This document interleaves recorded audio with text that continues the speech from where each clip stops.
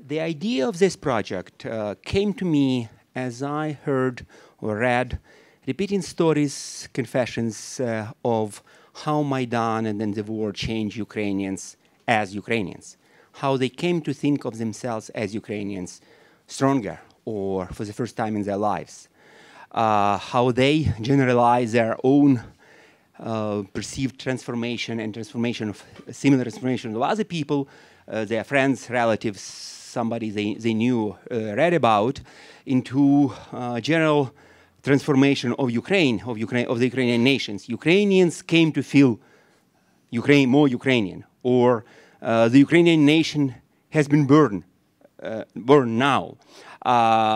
Ukrainian consciousness was extremely weak, and we suffered for that, but now it's much stronger, and so on. Naturally, all these stories you can read come from a limited circle of elites, or what I call activists. This is what you can read on Facebook most often, and I studied this Facebook discourse or activist discourse in my previous article on what I call Ukrainian nationalists since the outbreak of the Maidan, meaning Ukrainian nationalists in a general term, very inclusive and including that what is called banal nationalism. But now my goal is to verify what's happening on the mass level, how congruent it is with the processes on the elite level. So to look at these processes of stronger attachment to Ukrainian nation, culture and language, stronger identification as a Ukrainian, as a patriot, or even as a nationalist, greater pride of being Ukrainian, greater pride of belonging to the Ukrainian people, increasing readiness to defend Ukraine if needed or work for Ukraine. On the other hand, stronger alienation from Russia as a state, as a people, and sometimes as a language, increase civic responsibility, democratic maturity. Here we see these two dimensions, cultural dimension, cultural/security. We need to be Ukrainians, and that's why we also need to defend ourselves, to protect ourselves from those infringing on our right to be Ukrainians, or our choice of how to be Ukrainians, but also we Ukrainians, we need to do something, not just to be proud of, yeah? Another ambition is to how to attribute this transformation. Is it because of the war, Russian aggression, or is it because of the Maidan, or both, but in what respect to what? So I will show you one quotation. I decided not to translate that. It's first, many of you are familiar with Ukrainian and Russian enough to be able to read that, and second, I will translate the most important parts. But I want to also show you the language it is in, the mixture of languages, the switches back and forth, and so on. So this is Mustafa Nayyem, whose famous Twitter on the evening of the November 21st. Is credited for actually starting the Maidan protest. Yeah, he writes on Facebook 2 weeks ago in late February, and attributing the responsibility for changes that Maidan only succeeded in instilling into political class a fear for the society. And that's different from most other post-Soviet states where the authorities, the political class has no fear, supposedly. Yeah? Everything else he attributes to the impact of the war. Upsurge of patriotic feelings, more conscious national self-identification, this wave of volunteer aid movement, and so on. So he says that's all about the war. And now I'll show you a different attribution. It's much earlier. It's 11th of December 2013. The first major attack on this large Maidan. This first small Maidan was brutally dispersed on the 30th of November, and then many more people came, and then this new big Maidan emerged, and then the first attack, kind of gentle attack, when they wanted to push us out rather than crush us, beat us. Yeah. So and they failed miserably, and Here, this person, Fyodor Sivtsov, I have no idea who he is, but except that he's one of the activists of the Maidan. That's another feature of the Maidan. Yeah, so many people, you don't know, you cannot know all of them, but you are with them. You are there for the same purpose. You do the same thing, actually. And that's a brilliant image of Krapля v okeanie, yeah, a drop in the ocean. You are just a tiny part of something bigger, and you contribute without conscious knowledge of what everybody else is doing, but on the assumptions that they are doing more or less the same, or what they perceived is most needed at the time in that spot where they are. So he speaks of three transformations. Yeah, first is his conversion. He became a believer, came to believe in God. It's a very common story. Many non-believers reported on becoming a believer. And when he heard a bell ring on St. Michael Cathedral, yeah, many people were desperate. The riot police advanced, and we were weak, and we cannot defend ourselves. We will be crushed. And then this bell, of course, none by the atheist is so quick to attribute this interference to God. Atheists are very quick in doing that. The second transformation is he became a nationalist. When he saw an endless streams of people who he is quick to identify as Ukrainians. Ukrainians definitely in a civic sense of the word, yeah? So he doesn't say my compatriots, he doesn't say fellow Kievans, yeah? He says Ukrainians. And seeing how Ukrainians are ready, are quick to come and support other Ukrainians standing for supposedly common cause, he believes this is a sign of national consolidation, and he's becoming a nationalist. And the third, also, the third transformation, he lost his fear, and he became very proud, and he ends his God with us, and honor, and strength, and people, and Ukraine is with us. And then another interesting element, together we are moving to victory, yeah, in Russian and then in Ukrainian. Everything is in Russian. So many Russian speakers were there.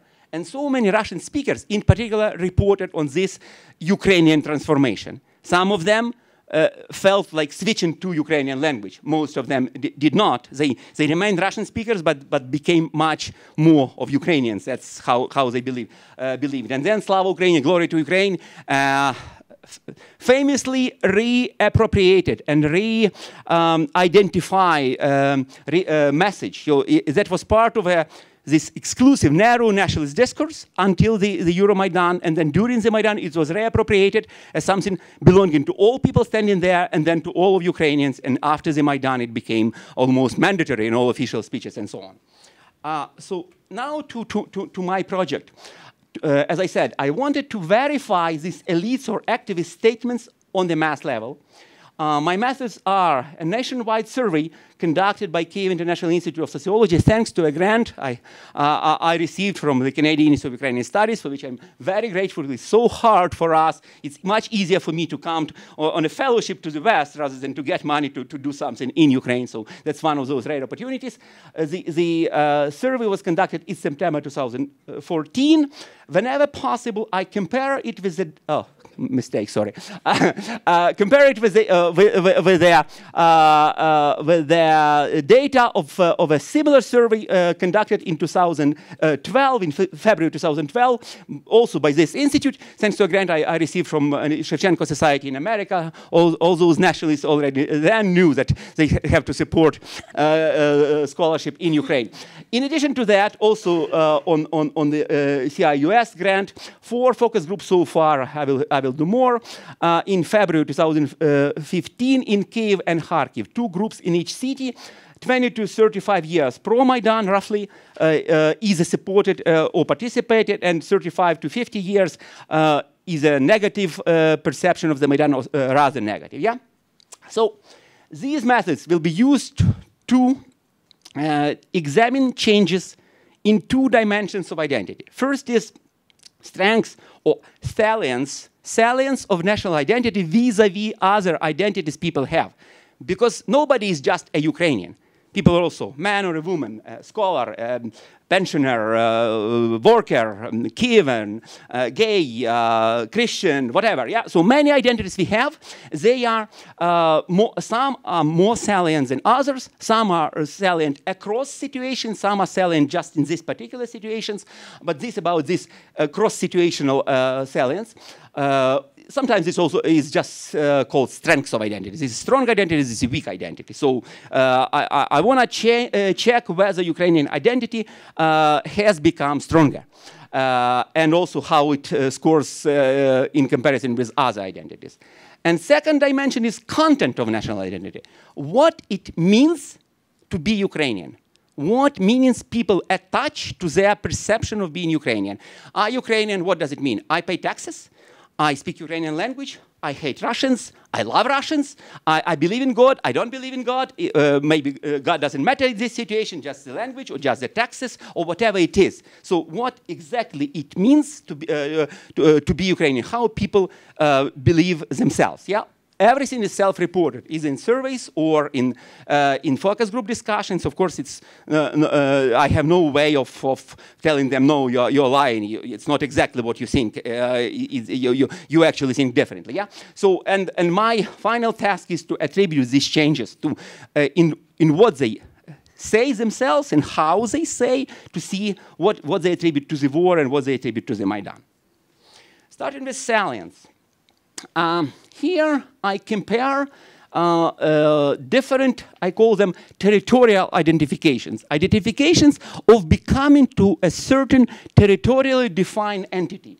Either national, as a citizen of Ukraine, or local, as a resident of this particular city or town or village, regional of this particular region, or global, citizen of the Earth, post-Soviet space, and Europe. Yeah? And the question was, who do you consider yourself primarily? Give just one answer. Yeah? And I compare 2012 and with 2014 to see how it changed.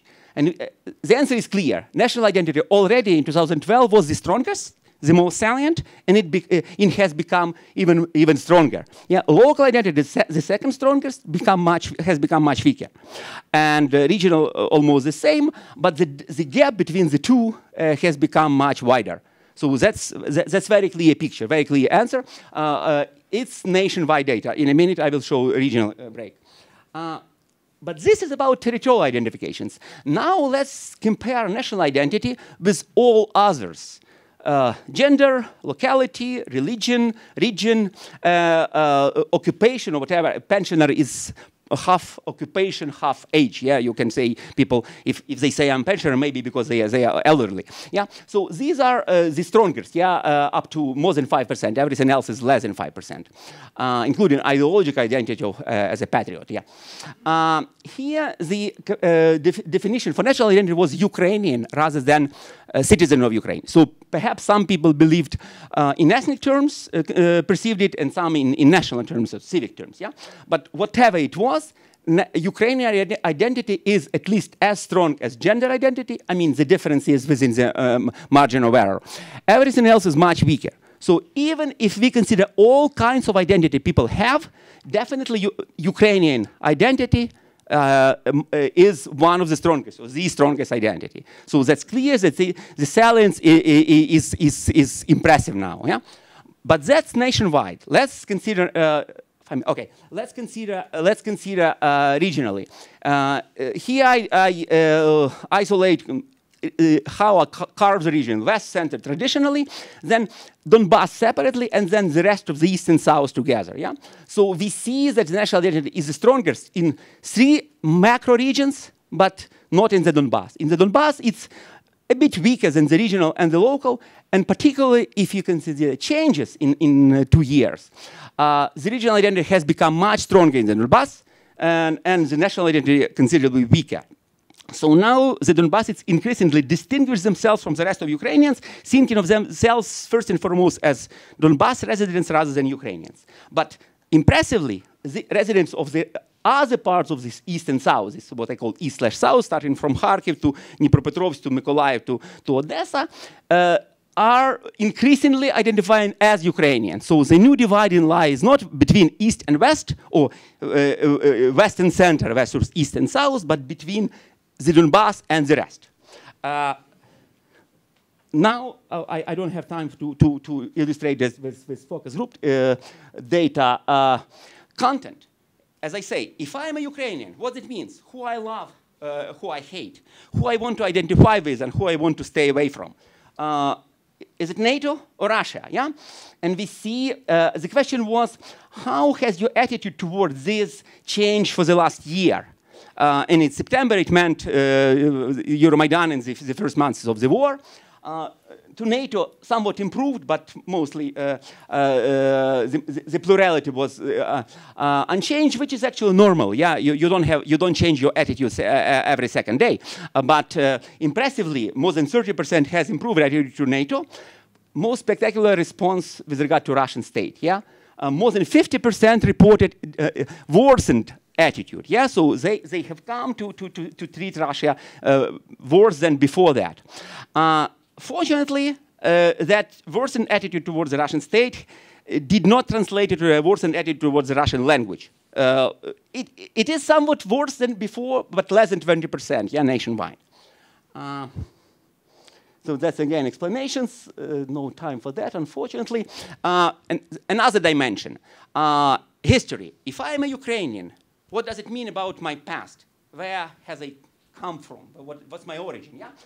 So here we come to this historical narratives. One is more or less Khrushchevsky narrative, what Ukrainian history is about, and one is Soviet or East Slavic narrative, what Ukrainian history is about. And the two persons who come to kind of symbolize these narratives in Ukraine are now Bandera and Stalin. And if we compare attitudes toward them, in 2012 and 2014, we see that the attitude toward Bandera has become better, and the attitude towards Stalin has become worse. And now Stalin, nationwide, Stalin is treated worse than Bandera for the first time in Ukrainian post-Soviet history. It was always the other way around. Even though it's still, the attitude toward Bandera has become better in all parts but the Donbass, but again, impressively and remarkably, in these regions from Kharkiv to Odessa, it has become better. So that's another fault line, in dividing line in Ukraine.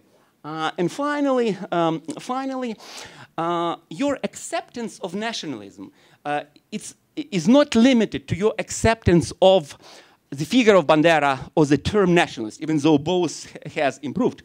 But your de facto acceptance of some nationalist beliefs which you do not necessarily consider nationalist. And here the question was, do you agree with the statement that from the ancient times till now, Ukrainians have been fighting for their freedom from Russia's oppression?